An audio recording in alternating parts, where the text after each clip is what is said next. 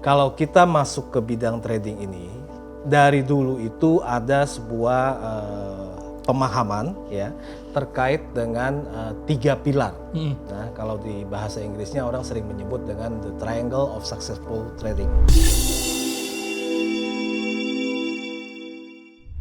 Halo pemirsa Derivatalk, apa kabar nih? Semoga semuanya hari ini sehat-sehat ya. Nah, bicara soal trading, ini masih banyak trader yang cemas gitu ya, ataupun juga stres saat harga pasar ini lagi berlawanan arah atau floating loss. Nah, kali ini kita akan bahas soal psikologi trading bersama dengan seorang praktisi yang udah puluhan tahun di bidang ini, dan kita akan nanti belajar sama beliau juga kira-kira apa sih yang sebenarnya banyak mempengaruhi psikologis seorang trader untuk akhirnya nanti menentukan nih sepak terjangnya dia dalam trading. Nah, langsung saja kita sapa Bapak Rioli. Halo Pak Rio, sehat Pak? Halo Riz, sehat? Sehat, Alhamdulillah. Oke Pak Rio, ini kalau kita ngomongin soal trading gitu ya, apalagi sekarang nih, lagi masa pandemi kan fluktuatif, naik turun. Masih banyak atau makin banyak orang yang cemas atau bahkan stres ngelihat fluktuasi harga pasar sekarang. Nah, kalau misalnya ngomongin soal psikologi, sebenarnya seberapa besar sih efek atau sisi psikologis ini mempengaruhi kita dalam menentukan keputusan saat trading? Oke, jadi gini, saya akan coba explain dengan sebuah background terlebih dahulu ya, Riz, bahwa kalau kita masuk ke bidang trading ini, dari dulu itu ada sebuah pemahaman ya terkait dengan 3 pilar. Nah, kalau di bahasa Inggrisnya orang sering menyebut dengan the triangle of successful trading ya. Nah, 3 pilar ini terkait dengan satu itu adalah tentang analisa pasar atau market analysis. Kemudian yang kedua itu adalah tentang money management ya, bagaimana kita mengatur keuangan. Kemudian yang ketiga itu adalah tentang psikologi trading. Nah, maksud saya begini, kalau psikologi trading ini tidak penting, maka ini tidak akan menjadi sebuah pembahasan ya dari zaman dulu sampai dengan sekarang. Nah, oleh karena itu, kalau Rizky tanya kepada saya, apakah psikologi trading ini berpengaruh? Jelas sangat berpengaruh ya. Nah, bagaimana pengaruhnya? Saya kira ini luas ya, bisa kita bahas mungkin seharian juga nggak selesai.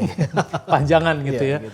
Oke, nah terus kalau misalnya berarti berperan cukup besar gitu ya dalam mengambil keputusan, berarti apa aja nih faktor-faktor yang mempengaruhi psikologi seorang trader? Ya, jadi gini, kalau kita bicara psikologi, berarti itu adalah bicara insight ya. Nah, insight ini maksudnya apa? Nah, orang di dalam melakukan aktivitas trading itu memiliki sebuah kondisi di mana ada sebuah ekspektasi ya. Jadi saya trading nih, kemudian ada ekspektasi yaitu keinginan untuk memperoleh sesuatu. Nah, untuk memperoleh sesuatu ini apa? Yaitu uang kan. Nah, sehingga orang untuk mencari uang adalah nantinya pada saat perjalanannya ada sebuah kondisi yang dinamakan unsecure ya. Unsecure ini apa? Pada saat mencari uang, orang menjadi loss, itu kan unsecure.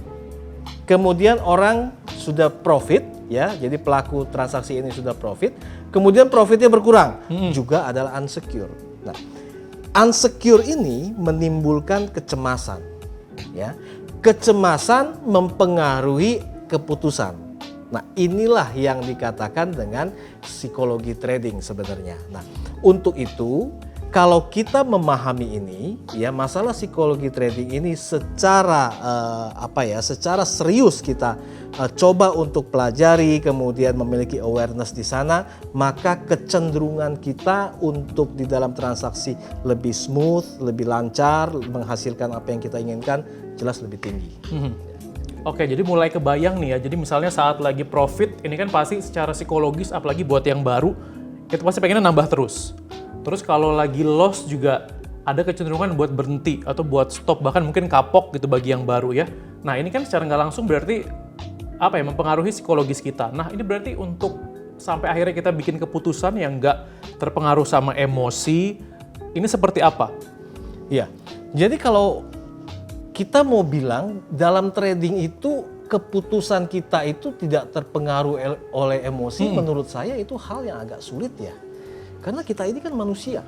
Ya, sebagai manusia kita punya emosi. Ya. Nah, yang bisa adalah dengan menyadari bahwa dalam aktivitas kita itu ada unsur emosi di dalamnya, kita akan lebih mudah untuk lebih baik. Jadi nggak bisa hilang, Riz. Ya. Nah, saya kasih contoh gini misalnya. Pada saat saya ada di sebuah, katakanlah apakah di jalanan atau apa, kemudian terusik oleh kendaraan atau apapun, pasti kan emosi kita akan terusik. Ya, karena itu manusiawi kan. Sama, market juga sama. Market dia bergerak naik turun, emosi kita akan terbawa. Nah, terpengaruh gitu ya, Pak? Terpengaruh. Yang penting adalah kita menyadarin. Ya. Misalnya seperti saya kasih analogi tadi, pada saat di jalan, pada saat saya mau berantem nih sama orang misalnya, saya menyadari, kalau saya pukul ini orang, saya punya imbas ini. Sama di dalam trading, pada saat kita melakukan trading, kita menyadari bahwa, hal ini bisa mempengaruhi psikologi saya nih. Ya, maka dengan kesadaran itu, kita akan redam resiko dari efek psikologi itu tadi. Ya, jadi kembali lagi, psikologi itu menurut saya adalah sebuah hal yang natural sebenarnya, Iris. Ya, setiap orang bisa mengalami, tapi yang terpenting adalah kata kuncinya adalah awareness. Ya, dengan awareness yang tinggi, maka kita bisa sedikit terhindar dari problematika ini. Ya, nah untuk itu bagaimana kita mempelajari ini secara baik? Ya, saya kira carilah mentor yang profesional, ya, kemudian perusahaan pialang yang memiliki tingkat edukasi yang lengkap. Saya kira itu bisa membantu lah untuk mengatasi problem psikologi ini. Oke, jadi awareness gitu ya penting untuk para trader khususnya mungkin yang baru. Yang juga penting gitu ya, misalnya kita mungkin udah bisa memanage emosi, kemudian yang mungkin banyak juga nggak dimiliki sama para trader baru adalah mindset. Nah, ini mindset seperti apa sih yang dibutuhkan seorang trader? Iya, kalau bicara mindset adalah pola pikir kan, ya. Jadi pola pikir adalah the way of thinking-nya orang. Nah, mindset yang pertama adalah pada saat kita mau masuk ke dalam industri yang namanya trading, kita harus paham satu hal, yaitu risk. Ya, nah dengan mindset memahami risk, maka kita selalu ada tindakan untuk mengantisipasi risk. Ya, yang menjadi problem kan terkadang orang masuk ke dalam industri trading ini hanya berpikir satu arah, pengennya manis terus, ya. Market tidak akan memberikan seperti itu. Ada kalanya you akan drop. Nah, tapi kalau kita sadar dan paham, memiliki mindset pemikiran, saya tahu saya masuk ke dalam bisnis yang memiliki unsur resiko, maka apa yang harus saya lakukan? Itu adalah mindset yang pertama. Kemudian yang kedua adalah ada sebuah pola pikir bahwa ini adalah bisnis yang bisa menghasilkan uang begitu besar. Artinya potensi market yang ada di dalam potensi yang ada di dalam market ini sangat besar. Ya, kalau saya sering membahasakannya itu adalah lautan duit. Ya. Nah, ada uang begitu besar, apakah bisa kita ambil hanya dengan gampang? Ya, artinya nggak mau belajar, kemudian nggak mau serius, ya. Saya kira itu nggak bisa. Nah, maka mindset yang kedua adalah harus ada sebuah eagerness untuk learn, keep learn. Ya. Kemudian yang ketiga adalah mindset bahwa bisnis itu harus memiliki plan. Ya. Tanpa ada planning yang baik, maka jangan pernah berharap kita mendapatkan hasil yang baik. Kalaupun kita dapat hasil, biasanya kita bisa katakan itu cenderung adalah luck lebih besar. Tapi kalau trading ini disusun dengan sebuah perencanaan yang matang, kemudian dengan kalkulasi-kalkulasi yang matang, maka saya sebenarnya berani menggaranti. Apa yang saya garanti? Yaitu kita akan lebih berhasil, lebih dekat dengan apa yang kita inginkan di dalam trading.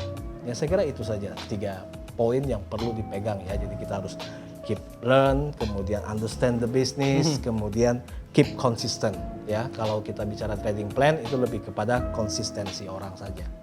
Oke, konsisten dan juga mungkin jangan buru-buru juga gitu ya. Tetap tadi pelajari, punya plan pelan-pelan aja, tapi tetap terus belajar dan juga cari info-info yang kredibel gitu Pak Rio ya. Betul. Oke, nah ini semakin membuka mindset Anda mungkin yang masih ragu-ragu atau masih awam soal trading gitu ya. Tapi mungkin ini kan juga selama pandemi, let's say dari awal 2020 sampai sekarang nih, minat orang buat investasi, buat trading juga makin tinggi gitu ya. Mungkin ada tips nggak Pak Rio buat teman-teman di rumah yang mungkin para trader baru atau yang baru mau mulai trading, apa aja tipsnya? Ya, kalau menurut saya yang pertama tipsnya adalah carilah broker atau pialang yang di dalamnya memberikan edukasi, ya, secara intens lah ya. Nah, kemudian yang kedua adalah kita memiliki satu tanggung jawab terhadap kapital itu sendiri, ya. Karena saya memiliki prinsip begini, tidak ada orang lain yang lebih peduli terhadap uang kita dibandingkan diri kita sendiri. Jadi kita yang paling punya kepentingan. Kalau kita punya kepentingan, maka pertanyaannya, serius nggak? Ya, jadi nggak bisa ala kadarnya. Jadi cari perusahaan yang baik, kemudian dengan keinginan yang kuat untuk belajar, kemudian terapkan mindset yang saya katakan tadi. Ya, jadi memiliki pola pikir itu. Dengan memiliki pola pikir seperti itu, maka you akan berjalan on track.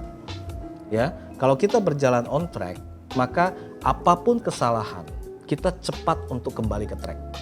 Kalau kita tidak punya track, maka kita akan liar. Makin jauh. Ya, itu prinsipnya. Karena lu nggak punya relnya gitu loh. Nggak punya relnya aja bisa kemana-mana kan. Tapi kalau ada relnya, katakanlah dia menyimpang, cepat kita kembali lagi. Oh, kita tahu, kita keluar. Ya, saya kira itu aja sih. Ya, dan bisnis ini saya sudah jalankan kurang lebih 26 tahun ya. Jadi 26 tahun ini ya sudah naik turun, jatuh bangun. Saya banyak sekali mengeksplor kenapa orang berhasil, kenapa orang gagal. Maka kata kuncinya sebenarnya satu tadi, awareness terhadap risk, ya, terhadap psikologi kita.